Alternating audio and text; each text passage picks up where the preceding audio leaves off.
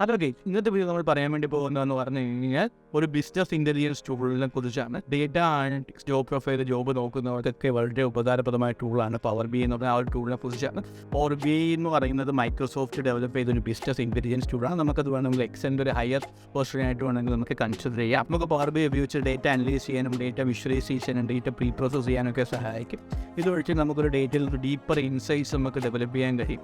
ഇന്നത്തെ വീഡിയോ നമ്മൾ പറയാൻ വേണ്ടി പോകുന്നതെന്ന് പറഞ്ഞാൽ എന്താണ് പവർ ബി ഡിഫറെൻറ്റ് വെർഷൻസ് എന്താണ്, പവർ ബിയുടെ ഡിഫറെൻറ്റ് ഫീച്ചേഴ്സ് എന്താണ്, പവർ ബിയുടെ അഡ്വാൻറ്റേജസ് എന്താണ്, പവർ ബിയുടെ കമ്പോണൻസ് എന്താണ്, പവർ ബി പഠിച്ചാൽ ഉള്ള ഡിഫറെൻറ്റ് കരിയർ ഓപ്ഷൻസ് എന്ന് എത്ര സാലറി കിട്ടുമെന്നുള്ള കാര്യങ്ങളാണ്. So I am Sahir, welcome to the new video of Edure learning.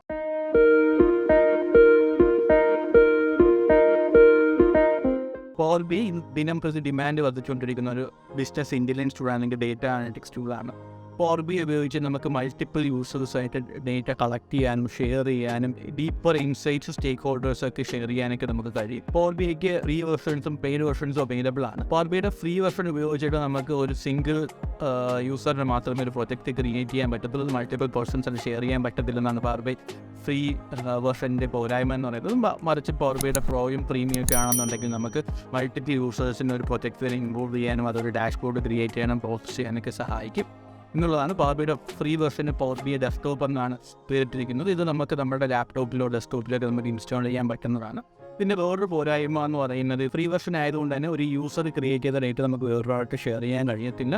നമുക്ക് പിന്നെ ഒരു പോരായ്മ എന്ന് പറഞ്ഞാൽ നമുക്ക് മാക്സിമം 10 GB ഓഫ് ഡേറ്റ ആയിട്ട് വെച്ച് നമുക്ക് ഇതിനകത്ത് നമുക്ക് ഡാഷ്ബോർഡ്സ് ക്രിയേറ്റ് ചെയ്യാൻ പറ്റത്തുള്ളൂ. വേറൊരു പോരായ്മ എന്ന് പറഞ്ഞാൽ നമുക്ക് at A time maximum 1 GB ഉള്ള ഡേറ്റ മാത്രമേ power B desktop version upload ചെയ്യാൻ കഴിയത്തുള്ളൂ. രണ്ടാമത്തെ പവർ ബിയുടെ വെർഷൻ പവർ ബി സർവീസ് എന്ന് പറയുന്നത് മൈക്രോസോഫ്റ്റിൻ്റെ ക്ലൗഡായ അഷ്യൂറിലാണ് പവർ ബി ഹോസ്റ്റ് ചെയ്തിരിക്കുന്നത്.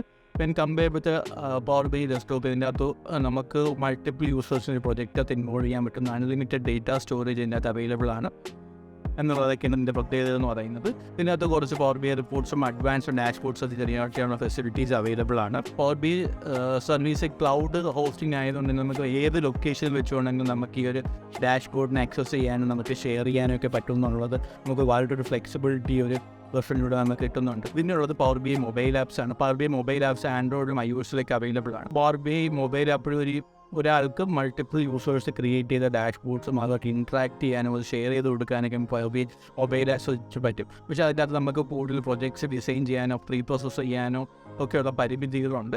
നാലാമത്തേന്ന് പറഞ്ഞാൽ പവർ ബി സെർവറാണ്. ഇപ്പം ഏതെങ്കിലും ഒരു വലിയ ഓർഗനൈസേഷന് മൈക്രോസോഫ്റ്റ് അഷ്യൂറിൻ്റെ ക്ലൗഡ് ബേസ്ഡ് സെർവർ വേണ്ട, അപ്പോൾ അവരുടെ ഇൻഹൗസ് സെർവർ മതിയെന്നുണ്ടെങ്കിൽ അതിന് വേണ്ടിയിട്ടാണ് നമ്മൾ പവർ ബിയുടെ സെർവർ എന്ന് പറയുന്ന വെർഷൻ യൂസ് ചെയ്യുന്നത്. ഇങ്ങനെയുള്ള 4 വെർഷൻസാണ് പവർ ബിക്ക് അവൈലബിൾ ആയിട്ടുള്ളത്. ഇനി പറയാൻ വേണ്ടി പോകുന്നത് പവർ ബിയുടെ ഫീച്ചേഴ്സിനെ കുറിച്ചാണ്. പവർ ബിയുടെ ഏറ്റവും വലിയ ഫീച്ചർ എന്ന് പറഞ്ഞാൽ ഇൻറ്ററാക്റ്റീവ് UI or UX ആണ്. അതായത് യൂസർ എക്സ്പീരിയൻസ് നമുക്ക് ഒരു ഡാഷ്ബോർഡ് ക്രിയേറ്റ് ചെയ്യണമെങ്കിൽ ഡേറ്റയെ നമുക്ക് ക്ലീൻ ചെയ്യാനും പ്രീ പ്രോസസ് നമുക്ക് ഡ്രാഗ് ആൻഡ് ഡ്രോപ്പിലൂടെ ചെയ്യാൻ പറ്റുമെന്നുള്ളതാണ് പവർ ബിയുടെ ഏറ്റവും വലിയ അഡ്വാൻറ്റേജ് എന്ന് പറയുന്നത്. ഇതുകൊണ്ട് തന്നെ നമുക്ക് അതിനകത്തൊരു കോഡിങ് ചെയ്യേണ്ട ആവശ്യമില്ല, ടെക്നിക്കൽ അതിൻ്റെ വലിയ ആവശ്യമൊന്നുമില്ല പവർ ബി പഠിച്ചാലും skilled ആയിട്ടുള്ളവർ developer ആകാനായിട്ടും.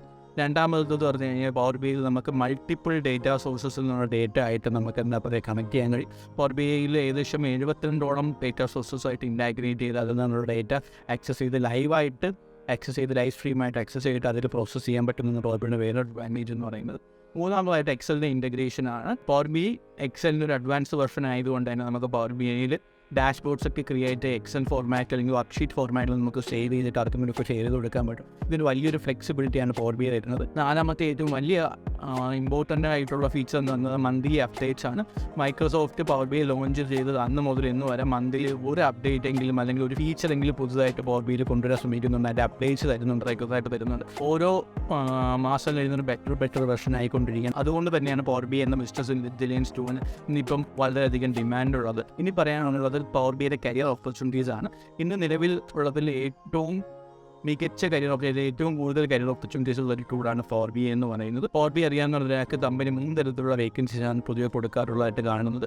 Number 1 Power B developer, number 2 Power B analyst, number 3 എന്ന് പറയുന്നത് Power B I manager. Power B I ഡെവലപ്പറുടെ റെസ്പോൺസിബിലിറ്റി എന്ന് പറയുന്നത് പുതിയൊരു ബിസിനസ് ഇൻ്റലിജൻസ് സൊല്യൂഷൻ ഡെവലപ്പ് ചെയ്യാനും മെയിൻറ്റെയിൻ ചെയ്യാനും ഡിഫറെൻറ്റ് സെറ്റ് ഓഫ് ക്വറീസും പ്രോഗ്രാംസും ഒക്കെ എഴുതുക എന്നുള്ളതാണ്. ഇതിൻ്റെ കൂടെ തന്നെ പവർ ബി ഐ ഡെവലപ്പറിന് ഈ എഴുതിയ ക്വറീസിൻ്റെയൊക്കെ ഡോക്യുമെൻറ്റ്സ് ഉണ്ടാക്കുക, അത് മെയിൻറ്റെയിൻ ചെയ്യുക എന്നുള്ള റെസ്പോൺസിബിലിറ്റിയും ആണ്. രണ്ടാമത്തെ ജോബാണ് Power B I analyst. Power B I അനലിസ്റ്റിൻ്റെ മെയിൻ ജോബ് എന്ന് പറയുന്നത് ഡിഫറെൻറ്റ് ടെക്നിക്സിലൂടെ മൾട്ടിപ്പിൾ സോഴ്സസിൽ നിന്നുള്ള ഡേറ്റ ഗ്യാദർ ചെയ്ത് അതിൽ നിന്ന് ഇൻസൈറ്റ്സ് ഡിഫൈൻ ചെയ്യുക, അല്ലെങ്കിൽ അതുവഴി കമ്പനീസിലുള്ള പ്രോബ്ലംസ് ഐഡൻറ്റിഫൈ ചെയ്യുന്ന സൊല്യൂഷൻ ഡിറൈവ് എന്നുള്ളതാണ്.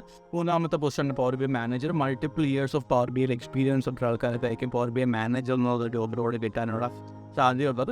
അവർ എൻ്റെ പവർ ബി ഐ സൊല്യൂഷൻ ടീമിനെ മാനേജ് ചെയ്യുക എന്നുള്ളതാണ് അവരുടെ റെസ്പോൺസിബിലിറ്റി എന്ന് പറയുന്നത്. ഓരോരു ബി ഐ സൊല്യൂഷൻ ഡെറൈവ് ചെയ്ത് കഴിഞ്ഞാൽ അതുമായിട്ട് ക്ലയൻറ്റുമായിട്ടോ അല്ലെങ്കിൽ കമ്പനിയുടെ മാനേജ്മെൻറ്റ് ടീമുമായിട്ടൊക്കെ ഡിസ്കസ് ചെയ്യുക, അത് കമ്മ്യൂണിക്കേറ്റ് ചെയ്യുക എന്നുള്ളതാണ് പവർ ബി ഐ മാനേജറുടെ ജോബ് റോളുമായത്. ഓൺ ആൻ ആവറേജ് ഞാൻ കണ്ടുപിടുന്നത് നമ്മുടെ Edure ലേണിംഗ് എന്ന് ഡേറ്റ അനലിസ്റ്റായിട്ട് പവർ ബി പഠിച്ച് ഡേറ്റ അനലിസ്റ്റായിട്ട് പോകുന്നവർക്ക് എസ്പെഷ്യലി സൗത്ത് ഇന്ത്യയിലൊരു 3.4 lakhs and above ആണ് സാലറി ആയിട്ട് കണ്ടുവരുന്നത്. അതിൻ്റെ ഡിമാൻഡും വളരെയധികം കൂടി വരുന്നതായിട്ട് കാണുന്നുണ്ട്.